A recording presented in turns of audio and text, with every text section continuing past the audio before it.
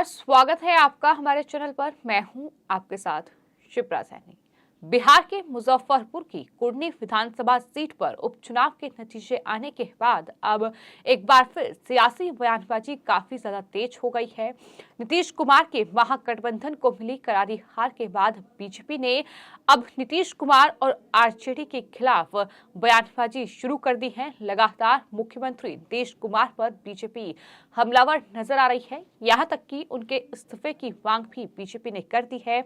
Bihar BJP के जो अध्यक्ष हैं संजय जायसवाल, उन्होंने नीतीश कुमार पर हमला बोलते हुए उन्होंने कहा कि अगर नीतीश कुमार को सभी पार्टियों ने मुख्यमंत्री पद का उम्मीदवार नहीं बनाया तो फिर पलटी मारेंगे और कहेंगे कि कुर्नी में आरजेडी ने पूरी अक्षमता के साथ हमको हराया, इसलिए मैं पलटी मार रहा हूं। लेकिन बीजेपी किसी भी कीमत पर इस बार नीतीश कुमार को वापस नहीं लेगी। उन्होंने साफ तौर पर कहा कि बीजेपी इस बार किसी भी कीमत पर नीतीश कुमार को वापस नहीं लेगी। ये निश्चित तौर पर मैं कह सकता हूं, ये बड़ी बात उनकी तरफ से कही गई है।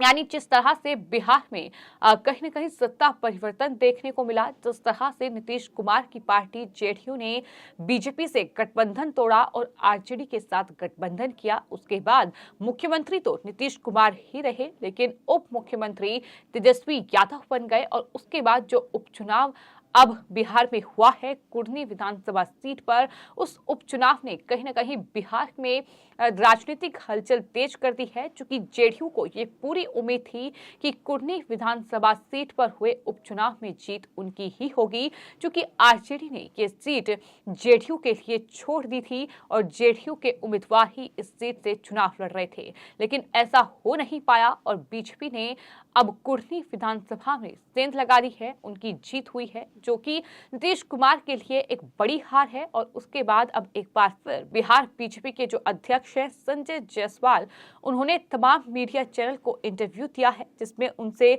जब पूछा गया कि देश को बीजेपी मुक्त करने की बात बिहार के मुख्यमंत्री नीतीश कुमार करते हैं, तो ऐसे में उन्होंने नीतीश कुमार पर तंज कसते हुए ये कहा कि जेडीयू ने नारा दिया है हिंदुस्तान मांगे नीतीश कुमार। नीतीश पूरे हिंदुस्तान में घूम घूम कर ये कहेंगे कि आपको बिहार की तरह शिक्षा व्यवस्था चाहिए तो मैं ही केवल प्रधानमंत्री बनकर ऐसी शिक्षा व्यवस्था दे सकता हूं। अगर बिहार की तरह कानून व्यवस्था या शराब माफियाओं का राज चाहिए तो सिर्फ मैं ही दे सकता हूं। औद्योगिक विकास चाहिए तो सिर्फ मैं ही दे सकता हूं। इस तरह से उन्होंने नीतीश कुमार पर ये बड़ा तंज, बड़ा हमला बोला है। तो जिस तरह से मोदी जी ने गुजरात मॉडल बताकर कहीं न कहीं प्रचार किया और आज वो देश के प्रधानमंत्री हैं, इस तरह ही नीतीश कुमार भी कोशिश कर रहे हैं। दरअसल सभी महागठबंधन के लोग नीतीश कुमार को आगे कर बिहार मॉडल को देश के सामने रखकर प्रचार करेंगे। इस तरह से ये बीजेपी के जो अध्यक्ष हैं बिहार के संजय जायसवाल, उनकी तरफ से नीतीश कुमार पर बड़ा हमला बोला गया है। सिर्फ इतना ही नहीं, उनसे कई सवाल जो है पत्रकारों की ओर से पूछे गए, जिसमें उन्होंने जवाब देते हुए कहा कि अगर नीतीश कुमार को अब पलटी मारना होगा तो वो कहेंगे कि कुर्नी में आरजेडी ने पूरी मेहनत करके हमें हराया है, इसलिए मैं पलटी मार रहा हूं। लेकिन इस बार बीजेपी किसी भी कीमत पर उन्हें वापस नहीं लेगी। यानी अब बीजेपी में वापसी नीतीश कुमार नहीं कर सकते हैं। अब बीजेपी ने नीतीश कुमार के लिए तमाम रास्ते बंद कर लिए हैं। ये बड़ी बात उनकी तरफ से कही गई है। नीतीश कुमार को सच सुनने की आदत नहीं है, सच सुनने की क्षमता नहीं है, और यही वजह है कि बिहार आज इस तरह से बदहाल है। ये तमाम बड़े हमले बीजेपी के जो प्रदेश अध्यक्ष हैं बिहार में संजय जायसवाल, उनकी तरफ से नीतीश कुमार पर बोले गए हैं। नीतीश कुमार के पास दो रेडीमेड कपड़े हैं, एक है सांप्रदायिक और एक है सेकुलर, और वक्त वक्त पर वो इन कपड़ों को बदलते रहते हैं। फिलहाल उन्होंने सेकुलर कपड़े पहने हुए हैं और सांप्रदायिक कपड़े टांगे हुए हैं। इस तरह से ये बड़ा हमला जो है बीजेपी के प्रदेश अध्यक्ष बिहार के संजय जायसवाल की ओर से नीतीश कुमार पर बोला गया है। तो कुल मिलाकर बिहार में सियासत काफी ज्यादा तेज है, क्योंकि जिस तरह से बिहार में सत्ता परिवर्तन हुआ है, नीतीश कुमार ही हालांकि मुख्यमंत्री हैं, लेकिन आरजेडी के साथ उन्होंने सत्ता बनाई है और उसके बाद ये ये जो कुढ़नी विधानसभा में उपचुनाव था, ये कहीं ना कहीं नीतीश कुमार के लिए एक लिटमस टेस्ट था, लेकिन वो इस टेस्ट में फेल हो गए, जिसके बाद जो आरजेडी के ही नेता हैं, यानी लालू प्रसाद यादव की पार्टी के ही जो नेता हैं, वो नीतीश कुमार पर हमलावर नजर आ रहे हैं, क्योंकि आरजेडी ने जेडीयू के लिए ये सीट छोड़ी थी और उसके बाद भी जेडीयू ये सीट जीतने में कामयाब नहीं हो पाई।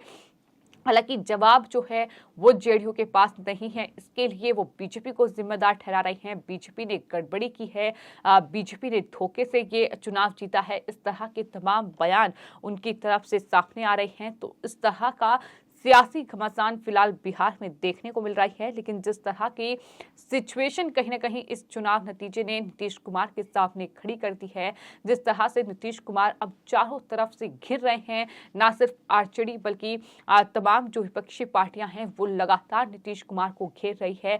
अपनों के बीच ही नीतीश कुमार अब फंस चुके हैं। तो ऐसे में अब सवाल ये उठ रहे हैं कि प्रधानमंत्री बनने का सपना देख रहे नीतीश कुमार क्या वापसी बीजेपी में करेंगे, लेकिन बीजेपी ने ये पहले ही साफ कर दिया है कि नीतीश कुमार के लिए उनकी पार्टी के रास्ते बंद हो चुके हैं। और ये मैं निश्चित तौर पर कह सकता हूं, ये संजय जायसवाल की ओर से कहा गया है।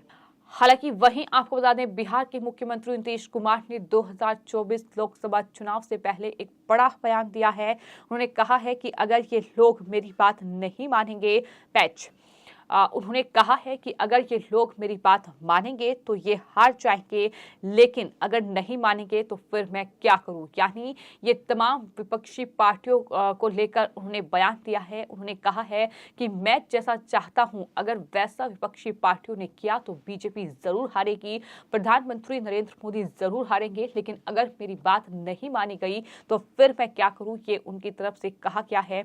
आपको ये बता दें कि बिहार में सियासत इसलिए भी गरमाई हुई है क्योंकि नीतीश कुमार जो हैं वो प्रधानमंत्री बनने का सपना देख रहे हैं, लेकिन अगर विपक्ष ने नीतीश का साथ नहीं दिया तो नीतीश क्या करेंगे, नीतीश का अगला कदम क्या होगा, इस पर कहीं कहीं सबकी निगाहें टिकी हुई हैं। क्योंकि इससे पहले ये कहा जा रहा था कि नीतीश कुमार ने ये पलटी ही इसलिए मारी है ताकि वो प्रधानमंत्री पद का उम्मीदवार बन सके 2024 लोकसभा चुनाव में, और इसको लेकर उन्होंने तमाम विपक्षी नेताओं के साथ राजधानी दिल्ली में मुलाकात भी की थी। फिर चाहे वो अरविंद केजरीवाल हो, फिर चाहे वो सोनिया गांधी हो, फिर चाहे वो ममता बनर्जी हो, तमाम नेताओं से उनकी मुलाकात हुई थी। और यहाँ तक कि तेलंगाना के मुख्यमंत्री केसीआर से भी मुलाकात वो कर चुके हैं। तो साफ है कि प्रधानमंत्री बनने का सपना वो देख रहे हैं, लेकिन सवाल ये है कि क्या ममता बनर्जी, राहुल गांधी, यहाँ तक कि शरद पवार जो प्रधानमंत्री बनने का सपना देख रहे हैं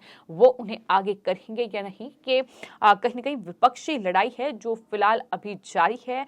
वहीं मुजफ्फरपुर की कुढ़नी विधानसभा सीट में जो उपचुनाव हुआ उसका जो नतीजा सामने आया, जिसमें बीजेपी ने शानदार जीत हासिल की, लेकिन वहीं गठबंधन की करारी हार हुई है, जिसके बाद बीजेपी लगातार नीतीश कुमार और गठबंधन पर हमलावर नजर आ रही है। और बीजेपी के जो अध्यक्ष हैं बिहार के संजय जायसवाल, वो लगातार जेडीयू पर हमला बोल रहे हैं। उनका ये कहना है कि जेडीयू के साथ आने से महागठबंधन अजय हो गया। इस मिथक को बीजेपी ने साफ तौर पर तोड़कर रख दिया है। यानी जिस तरह का दावा लगातार बिहार में किया जा रहा था कि अगर अब जेडीयू और आरजेडी का गठबंधन बिहार में हो गया है तो ये बीजेपी को हराकर ही दम लेगा, लेकिन इस तरह का जो भ्रम लोगों के बीच पैदा किया हुआ था वो अब बीजेपी ने साफ तौर पर तोड़ दिया है, ये उनकी तरफ से कहा गया है।